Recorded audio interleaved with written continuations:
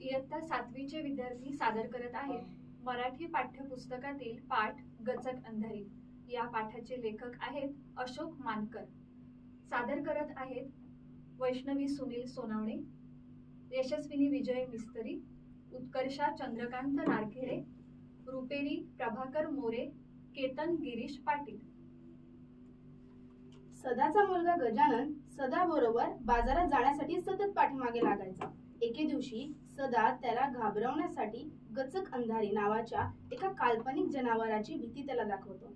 पावसाच्या तडाख्यातून वाचण्यासाठी गावात शिरलेला वाघ व बाजाराला निघालेला सदा यांच्यात ज्या घटना घडतात त्या विनोदी व मार्मिक शैलीतून लेखकाने मांडल्या आहेत। एका गावात सदा व सखू नावाचे जोडपे राहत होते। त्यांना गजानन नावाचा मुलगा होता। त्यांचा गाडगी व मडकी विकण्याचा धंदा होता। भाजलेली मडकी सदा पंचक्रोशीतील गावातल्या बाजारात विकायला नेई। गाढवाच्या पाठीवर मडकी ठेवून ते हाकत हाकत तो बाजाराला जायचा आणि येताना त्याच्या पाठीवर बसून यायचा।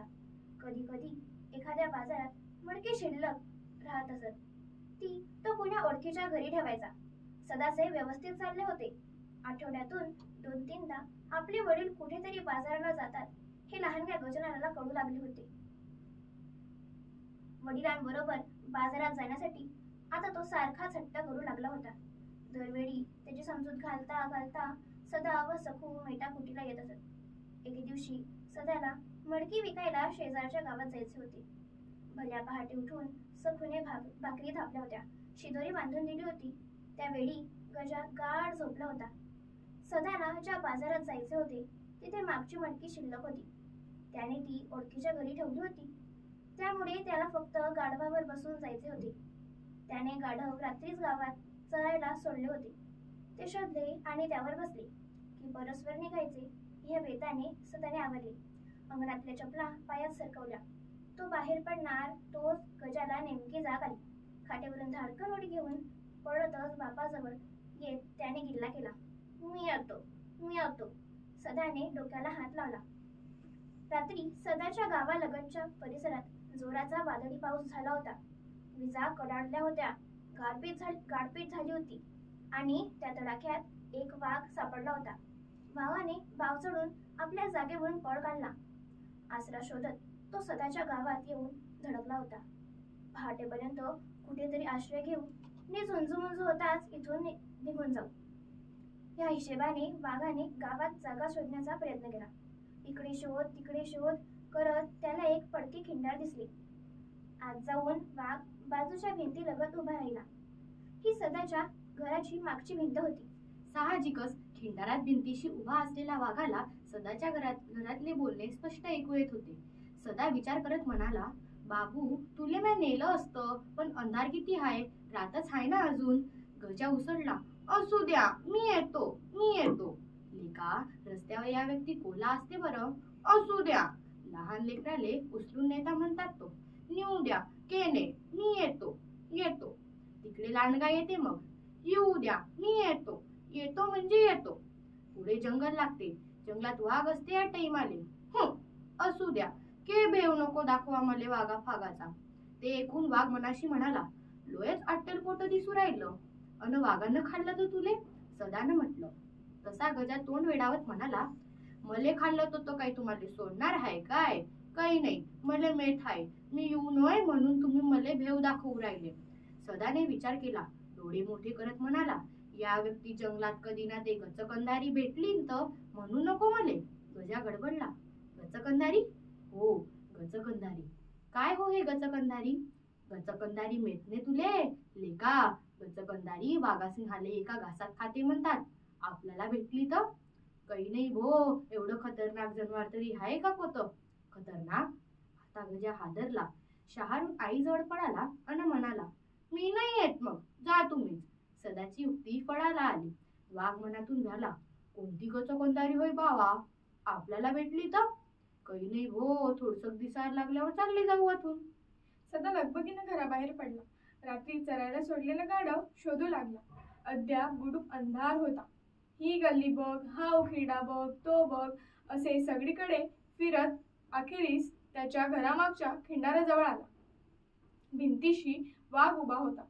दुरून त्याची अस्पष्टशी आकृती दिसताच सदा स्वतःशीच उद्गारला, हाय सायाचं, मी साऱ्या गावात पाहून राहिलो आणि हे गदड पाहिलं तर अति उभं.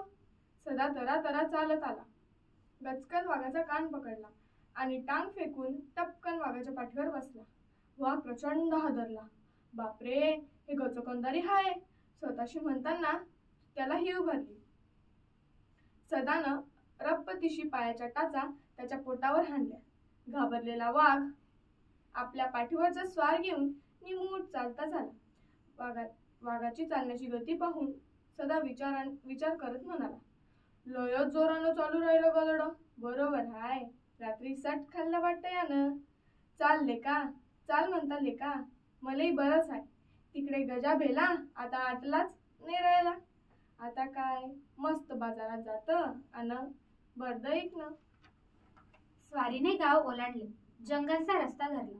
अजून किट्ट काळोखच होता, पण आकाशात चांदणा लुकलुकत होता. पहाटेची थंडगार हवा सुटली होती. हवेच्या झुळका सदाला मोर पिसाच्या स्पर्शासारख्या वाटत होता.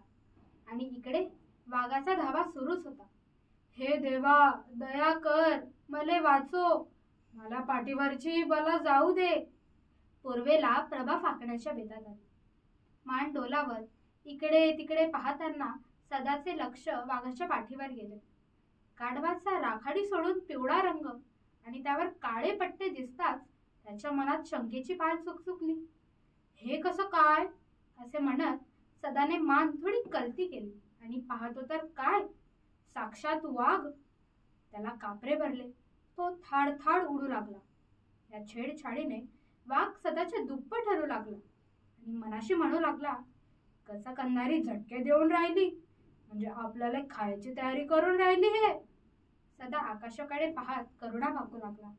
हे ईश्वरा, काय बुद्धी दिली बाबा. गद सोडून वाघाच्या पाठीवर बसलो आणि हा वाघही मला घेऊन चालला. मी आले दिसलो तर हा माई नळली पडल्याशिवाय राहत नाही. मला वाचो याच्यातून, या संकटातून तार. सदाला दरदरून घाम फुटला. एवढ्या थंड वातावरणातही घामाने तो वरपासून खालपर्यंत थबथबला. डोक्यापासून घामाच्या धारा पडू लागल्या. घाम वाघाच्या पाठीवर उतरू लागला. तेव्हा वाघाची घाबरगुंडी उडाली. घेओ, आता तर गचकंदारी पाणी सोडून राहिली, म्हणजे मले हे आता पाण्यात भिजू भिजू खाते. या विचाराने वाघाची काळी जोरजोरात धडधडू लागले. कापरे भरलेला सदा सुटकेचा काही मार्ग सापडतो का इकडे तिकडे पाहू लागला. दूरवर त्याला वडाचे झाड दिसले. त्याच्या पारंब्या जमिनीपर्यंत आलेल्या होत्या आणि हा रस्ता वडाच्या झाडाखालून जात होता. सदाच्या जीवात जीव आला. वाघ जेव्हा झाडाखालून जाऊ लागला तेव्हा सदाने विलक्षण चपळाई केली. लोंबणारी पारंबी पकडत तो वाघाच्या पाठीवरून सटकला आणि सर वर गेला. सदा असा अलगत वेगळा होताच. जमलं बाबा, सुटलो, नाहीतर गचकंधारी आज आपल्याला खाल्ल्या बिगर राहत नव्हती. धन्य बाबा तुई, असे म्हणत वाघ सुसाट पडत सुटला. धन्यवाद.